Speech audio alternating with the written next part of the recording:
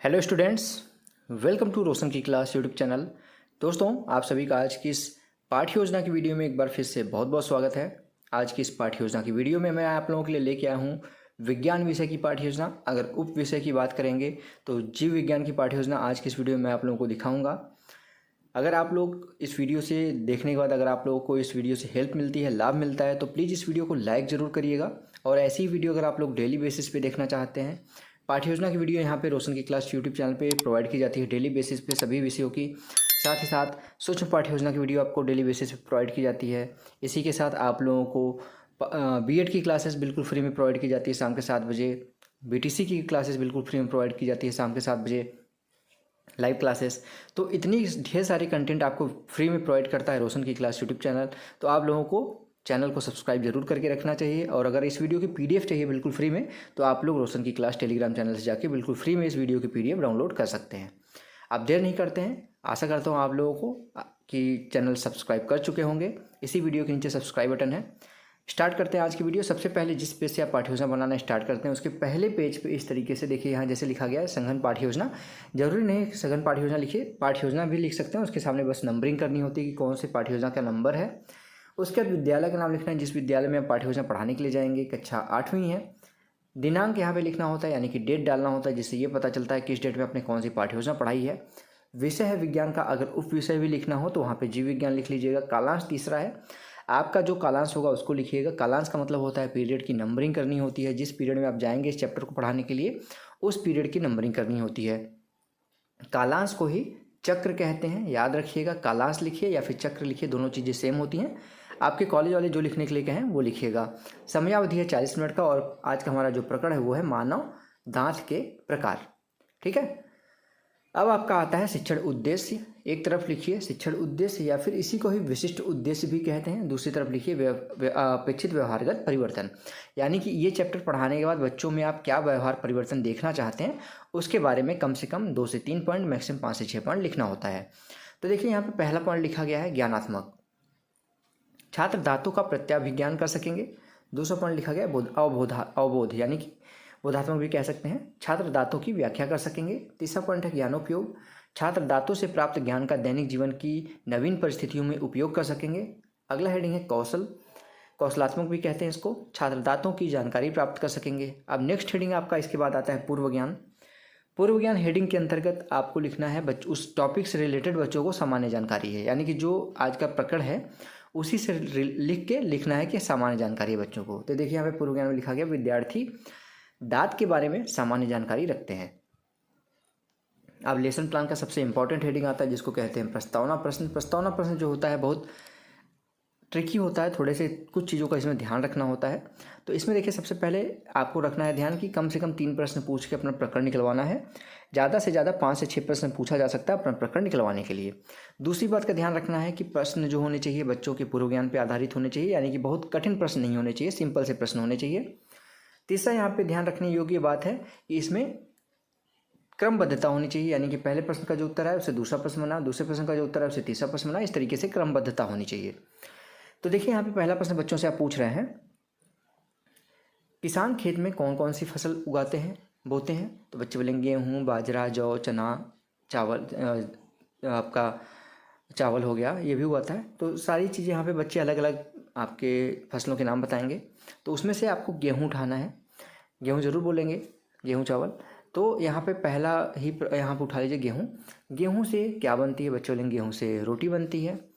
तीसरा प्रश्न है रोटी को चबाने का कार्य कौन करता है? तो बच्चे बोलेंगे रोटी को चबाने का कार्य दांत करता है। फिर चौथा प्रश्न आएगा दांतों के बारे में आप क्या जानते हैं, विस्तार पूर्वक बताइए। विस्तार पूर्वक बच्चे नहीं बता पाएंगे, समस्यात्मक प्रश्न हो जाएगा। आप सभी को पता है जैसे ही समस्यात्मक प्रश्न होता है उद्देश्य कथन आपको बोलना होता है, यानी कि अब बच्चों को क्लियर टॉपिक बता देना होता है कि उनको ये चैप्टर पढ़ाने वाला हूँ। तो देखिए यहाँ पे बताया गया बच्चों आज हम दांतों के बारे में विस्तार पूर्वक अध्ययन करेंगे। अब बच्चों को पता चल गया है कि दांतों के बारे में उनको आप पढ़ाने वाले हैं। अब उस चैप्टर को आप पढ़ाना स्टार्ट कर सकते हैं। हेडिंग डालना होता है उसमें आपको प्रस्तुतिकरण हेडिंग डालिए। इसको 4 कॉलम में डिवाइड किया गया है। यहाँ पे शिक्षण बिंदु, छात्राध्यापक या फिर छात्राध्यापिका क्रियाएं, छात्र क्रियाएं, श्यामपट सार। शिक्षण बिंदु में सबसे पहले विकासात्मक प्रश्न पूछेंगे उसी टॉपिक से रिलेटेड जो आप पढ़ाने वाले हैं। ये देखना होता है कि उस टॉपिक से रिलेटेड बच्चों को पूर्व ज्ञान कितना है। यहाँ पर प्रश्न पूछेंगे बच्चों से, दांत कितने प्रकार के होते हैं? बच्चे बोलेंगे 4 प्रकार के होते हैं। दूसरा प्रश्न है, कृंतक दांत के बारे में क्या जानते हैं? बच्चे नहीं बता पाएंगे, समस्यात्मक प्रश्न हो जाएगा। अब यहाँ पे पहला शिक्षण बिंदु है कृंतक दांत। छात्राध्यापक कथन में लड़की है तो छात्राध्यापिका कथन हो जाएगा। यह दांत मुख में सामने की ओर जबड़ों में स्थित होते हैं। यह दांत मुख में संख्या में 8 होते हैं, 4 ऊपर और 4 नीचे। यह दांत तेज, लंबे व छीनी के समान यहाँ पे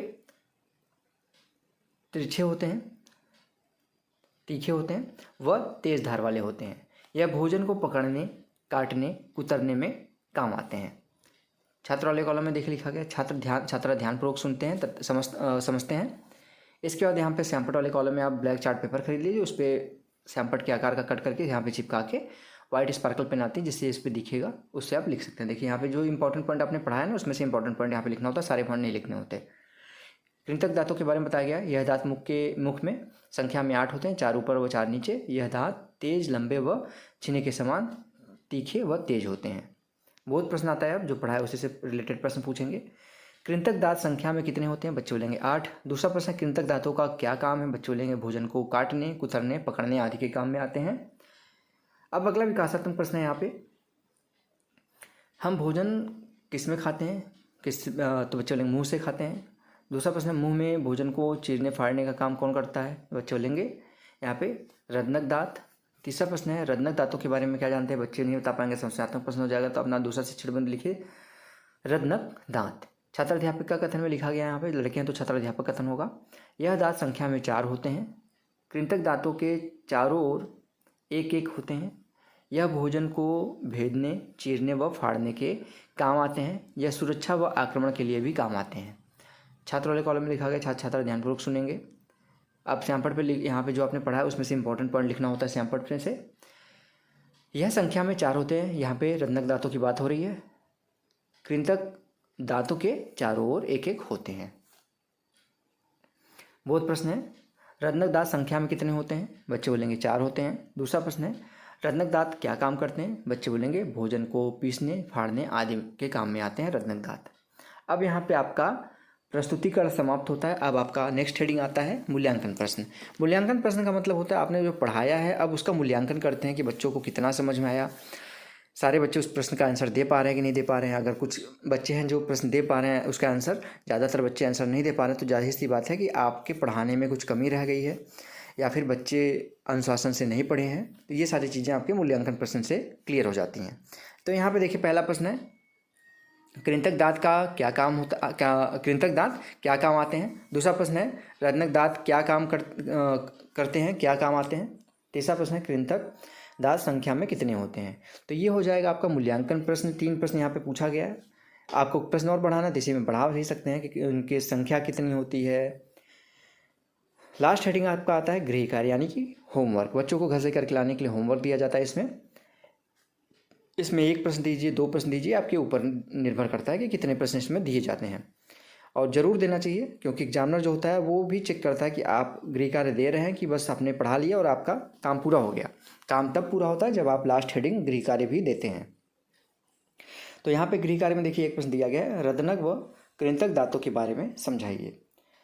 तो ये हो गया पूरा का पूरा आज का चैप्टर कंप्लीट। लास्ट में पर्यवेक्षक क्या करेगा, यहाँ पे सुझाव देगा, कुछ कमियाँ होंगी तो उसको यहाँ पे बताएगा, कुछ सुधार करना है तो उसको भी यहाँ पे बताएगा।